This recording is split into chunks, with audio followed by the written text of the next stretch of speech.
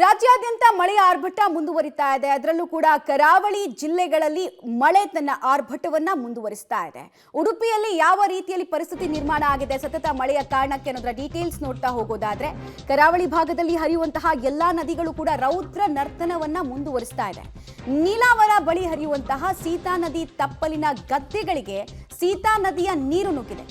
ಹಾಗೂ ಕಮಲಶಿಲೆಯ ಬ್ರಾಹ್ಮಿ ದುರ್ಗಾ ಪರಮೇಶ್ವರಿ ದೇಗುಲಕ್ಕೂ ಕೂಡ ಈ ನೀರು ನುಗ್ಗಿರೋದನ್ನ ನಾವು ಗಮನಿಸ್ತಾ ಇದ್ದೀವಿ. ಉಡುಪಿ ಜಿಲ್ಲೆಯ ಕುಂದಾಪುರದಲ್ಲಿ ಬಹಳ ಪ್ರಸಿದ್ಧವಾಗಿರುವಂತಹ ಕ್ಷೇತ್ರ ಬ್ರಾಹ್ಮಿ ದುರ್ಗಾ ಪರಮೇಶ್ವರಿ ದೇವಸ್ಥಾನ. ಮತ್ತೆ ಪ್ರತಿ ಬಾರಿ ಮಳೆ ಬಂದಾಗ್ಲೂ ಕೂಡ ಗರ್ಭಗುಡಿ ಒಳಗೆ ಇಲ್ಲಿ ನೀರು ಬರುತ್ತೆ. ಅದೇ ನೀರಿನಲ್ಲಿ ನಡುಮಟ್ಟದ ನೀರಿನ ತನಕದಲ್ಲೇ ದೇವರ ದರ್ಶನ ಪಡಿತಾ ಬರ್ತಾರೆ ಅಲ್ಲಿನ ಭಕ್ತರು. ಇನ್ನೊಂದು ಕಡೆಗೆ ಆಲ್ಮೋಸ್ಟ್ ನೋಡ್ತಾ ಇದೀವಿ, ಸಣ್ಣ ಸಣ್ಣ ಬ್ರಿಡ್ಜ್ ಇರ್ಬೋದು, ಸಣ್ಣ ಸಣ್ಣ ಕಿಂಡಿ ಅಣೆಕಟ್ಟುಗಳಿರ್ಬೋದು, ಅದೆಲ್ಲದರ ಮೇಲೂ ಕೂಡ ನೀರು ಹರಿತಾ ಇದೆ. ಪಶ್ಚಿಮ ಘಟ್ಟದಲ್ಲಿ ಉತ್ತಮ ಮಳೆ ಆಗ್ತಾ ಇರೋದ್ರ ಪರಿಣಾಮ ಕರಾವಳಿಯ ಜೀವ ನದಿಗಳಿಗೆ ಜೀವಸೆಲೆ ಬಂದಿದೆ. ಸೀತಾ ನದಿ ಇರ್ಬೋದು, ಸೌಪರ್ಣಿಕಾ, ಸುವರ್ಣ, ನೇತ್ರಾವತಿ, ಕುಮಾರಧಾರ ಎಲ್ಲ ನದಿಗಳು ಕೂಡ ಉಕ್ಕಿ ಹರಿತಾ ಇದೆ. ಹೀಗಾಗಿ ನೆರೆಯ ಸನ್ನಿವೇಶವನ್ನ ಸದ್ಯಕ್ಕೆ ಉಡುಪಿ ಕಾಣ್ತಾ ಇದೆ. ಇನ್ನು 3-4 ದಿನಗಳ ಕಾಲ ಅಲ್ಲಿ ರೆಡ್ ಅಲರ್ಟ್ ಹಾಗೂ ಆರೆಂಜ್ ಅಲರ್ಟ್ ಅನ್ನ ಕೂಡ ಅವಳಿ ಜಿಲ್ಲೆಗಳಿಗೆ ಹವಾಮಾನ ಇಲಾಖೆ ಕೊಟ್ಟಿದೆ. ಹಳ್ಳ ಕೊಳ್ಳಗಳು ಎಲ್ಲವೂ ಕೂಡ ತುಂಬಿ ಹರಿತಾ ಇರೋದನ್ನು ನೀವು ನೋಡ್ತಾ ಇದ್ದೀರಾ. ಉಡುಪಿ ಸಿಟಿಯಲ್ಲಿ ಲಾಸ್ಟ್ ಒಂದು 15 ದಿನದ ಹಿಂದೆ ಯಾವ ಪ್ರಮಾಣದಲ್ಲಿ ಸಮಸ್ಯೆ ಆಗಿತ್ತು ಅನ್ನೋದನ್ನ ಕೂಡ ನೋಡಿದ್ರಿ. ಈಗ ನೀವು ಜಮೀನುಗಳೆಲ್ಲ ಹೇಗೆ ನೀರಿನಿಂದ ಆವೃತ ಆಗಿದೆ ಅನ್ನೋದನ್ನ ನೋಡ್ತಾ ಇದ್ದೀರಾ. ಹಾಗೆ ನೋಡೋದಕ್ಕೆ ಹೋದ್ರೆ ಉಡುಪಿಯ ಕೆಲ ಗ್ರಾಮಗಳಿಗೆ ಅಥವಾ ನದಿ ತಪ್ಪಲಿನ ಭಾಗಕ್ಕೆ ನೆರೆ ಹೊಸದಲ್ಲ. ಕರಾವಳಿಯಲ್ಲಿ ವಿಪರೀತ ಮಳೆ ಬಂದಾಗಂತೂ ಕುದ್ರು ಪ್ರದೇಶಗಳು, ನದಿ ಮತ್ತು ಹೊಳೆಯ ವ್ಯಾಪ್ತಿಯಲ್ಲಿ ಪರಿಸ್ಥಿತಿ ಹೇಗಿರ್ತದೆ ಅಂದರೆ ಅಕ್ಷರಶಃ ಜಲ ದಿಗ್ಬಂಧನ ಮತ್ತು ಪ್ರಾಣವನ್ನು ಕೈಯಲ್ಲೇ ಹಿಡ್ಕೊಂಡು ಓಡಾಡಬೇಕಾದಂಥ ಪರಿಸ್ಥಿತಿ ನಾವು ನೋಡ್ಬೋದು. ಉಡುಪಿಯಿಂದ ಕೇವಲ ಒಂದು 15-20 ಕಿಲೋಮೀಟರ್ ದೂರದ ಪರಿಸ್ಥಿತಿ ಇದು.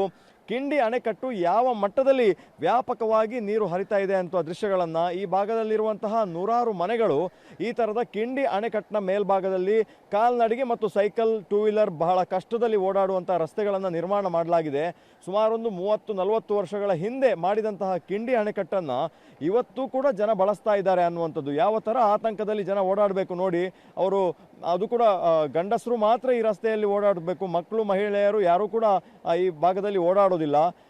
ಅಂತಹ ಪರಿಸ್ಥಿತಿಯಲ್ಲಿ ಇಲ್ಲಿ ಈ ಭಾಗದ ಜನ 100 ಸಂಖ್ಯೆಯಲ್ಲಿ ಇದ್ದಾರೆ, ಇವತ್ತಿಗೂ ಕೂಡ ನೆಲೆಸ್ತಾ ಇದ್ದಾರೆ. ನಾವು ನೋಡ್ಬೋದು ದೃಶ್ಯಗಳಲ್ಲಿ ತೋಟದ ಮಧ್ಯೆ ಒಂದು ದೂರದಲ್ಲಿ ಮನೆ ಕಾಣ್ತಾ ಇದೆ. ಈ ಭಾಗದವರು ಸಿಟಿಗೆ ಹೋಗಬೇಕು ಅಂದರೆ ಈ ಥರದ ಕಿಂಡಿ ಅಣೆಕಟ್ಟನ್ನು ದಾಟಿಯೇ ಓಡಾಡಬೇಕು ಅನ್ನುವಂಥದ್ದು. ಪಕ್ಕದಲ್ಲಿ 10 ಮನೆಗಳಿವೆ, ಎಲ್ಲವೂ ಹಂಚಿನ ಮನೆಗಳು. ಅಂದರೆ ಶ್ರೀಮಂತರು ಯಾರು ಕೂಡ ಇಲ್ಲಿ ಮನೆಗಳನ್ನು ಕಟ್ಕೊಳ್ಳೋದಿಲ್ಲ, ಬೇರೆ ಜಮೀನಿಲ್ಲ, ಅನಿವಾರ್ಯದ ಪರಿಸ್ಥಿತಿಯಲ್ಲಿ ಈ ಥರದ ಮನೆಗಳನ್ನು ಕಟ್ಕೊಂಡಿರುವಂಥದ್ದು. ಆ ಭಾಗದಲ್ಲಿ ನೋಡ್ಬೋದು ಹಂಚಿನ ಮನೆಗಳು, ಬಹಳ ವಿಶಾಲವಾದ ಮನೆಗಳು, ಮಠಗಳು ಈ ಭಾಗದಲ್ಲಿ ಇರುವಂಥದ್ದು. ಪಿನಾಕಿನಿ ಮತ್ತು ಪಾಪನಾಶಿನಿ ನದಿ ಎಲ್ಲೆಲ್ಲ ಸುತ್ತುವರಿಕೊಂಡು ಹರಿದಾಡ್ತದೆ.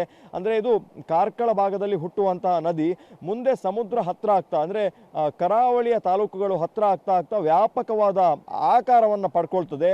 ಮತ್ತು ಮಳೆ ಬಂತಂದಂಥ ಸಂದರ್ಭದಲ್ಲಿ ತೋಟ, ಗದ್ದೆ, ಮನೆ ಎಲ್ಲೆಂದರಲ್ಲಿ ಈ ನದಿ ನುಗ್ಗುವಂಥದ್ದು. ನದಿಯ ಪ್ರಮಾಣ ಎಷ್ಟಿದೆ, ಹರಿಯುವ ಪ್ರಮಾಣ ಅನ್ನೋದನ್ನು ಕೂಡ ನಾವು ನೋಡ್ಬೋದು. ಜನ ಬಹಳ ಕಷ್ಟಪಟ್ಟು ಈ ಭಾಗದಲ್ಲಿ ಓಡಾಟವನ್ನು ನಡೆಸಬೇಕಾಗ್ತದೆ. ಜನರ ಸಂಕಷ್ಟವನ್ನು ನಾವು ಅವ್ರ ಹತ್ರ ಮಾತಾಡಲಿಕ್ಕೆ ಪ್ರಯತ್ನ ಪಡ್ತೇವೆ. ಅಂದರೆ ಮಳೆಗಾಲ ಬಂದಂಥ ಸಂದರ್ಭದಲ್ಲಿ ಈ ಥರ ಜನ ಪ್ರಾಣವನ್ನು ಕೈಯಲ್ಲಿ ಹಿಡ್ಕೊಂಡೇ ಓಡಾಡುವಂಥ ಪರಿಸ್ಥಿತಿ. ಇವರಿಗೆ ಬೇರೆ ದಾರಿ ಕೂಡ ಇಲ್ಲ. ಸರ್, ಈ ಥರದೊಂದು ಕಿಂಡಿ ಅಣೆಕಟ್ಟು ನಿರ್ಮಾಣ ಆಗಿ ಯಾವ ಥರ ಓಡಾಡ್ತದೆ ಅಂತ ಇಲ್ಲಿ ನೋಡಿ ಸರ್. ಈಗ ಓಡಾಡೋದಕ್ಕಿಂತ ಮೊದಲು ಈ ಕಿಂಡಿ ಅಣೆಕಟ್ಟನ್ನು ಹೊಸತು ಮಾಡಬೇಕಂತ ನಮ್ಮ ಇದು. ಇದಕ್ಕೆ ಒಂದು 37-48 ವರ್ಷ ಆಯಿತು. ಇದನ್ನು ಮಾಡಲೇಬೇಕು. ಇದೊಂದು 3 ಗ್ರಾಮ ಒಟ್ಟು ಸೇರುವ ನೀರಿನ ವ್ಯವಸ್ಥೆ ಮಾಡುವುದು. ಇದು ಒಂದು ಕೆಂತೂರು, ಒಂದು ಮಣಿಪುರ, ಒಂದು ಬೊಳ್ಜೆ, ಉದ್ದರೆ ಗ್ರಾಮ ಇಡೀ ಇದು ಹಾಕಿದ್ರೆ ಮಾತ್ರ. ಇದು ಈಗ ಶಿಥಿಲಾವಸ್ಥೆಯಲ್ಲಿ ಇದೆ. ಈಗ ಇವತ್ತು ಮತ್ತೆ ನಾಳೆ ಎಂಬ ಪರಿಸ್ಥಿತಿಯಲ್ಲಿ ಇದೆ. ಇದನ್ನೆಲ್ಲರ ಗಮನಕ್ಕೆ ತರಬೇಕು. MLA, MP ಎಷ್ಟು ಮಂದಿ ಬಂದು ಹೋಗಿದ್ದಾರೆ, ಯಾರು ಬರ್ತಾರೆ ಇಲ್ಲಿಗೆ? ಯಾರು ಬರಲಿಲ್ಲ. ತುಂಬ ಹೈಟ್ ಮಾಡಿ ತಡೆಗೋಡೆ ಎಲ್ಲ ಕಟ್ಟಬೇಕು. ಮೇನ್ ತಡೆಗೋಡೆ ನಮಗೆ. ಮತ್ತೆ ಇದು ಹೈಟ್ ಮಾಡಬೇಕು. ಅದೇ ನಮ್ಮ ಬೇಡಿಕೆ ಇದೆ.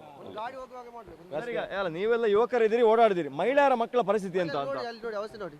ಯಾರದು ಹೊರಗೆ ಬರ್ಲಿಕ್ಕೆ ಇಲ್ಲ, ಎಂತದ್ದು ಒಳಗೆ ಇದು ಮಾಡ್ಬೇಕು, ಹೊರಗೆ ಬರ್ಲಿಕ್ಕೆ ಆಗುದಿಲ್ಲ. ಈಗ ದುರಸ್ತಿ ಆಗ್ಬೇಕಾ, ಹೈಟ್ ಮಾಡ್ಬೇಕು, ಏನ್ ಮಾಡ್ಬೇಕು? ದುರಸ್ತಿ ಇದು ವಸತಿ ಆಗ್ಬೇಕು. ವಸತಿ ಮಾಡಿ ಹೈಟ್ ಮಾಡಿ ತಡೆಗೋಡೆ ಬೇಕು ಇದಕ್ಕೆ.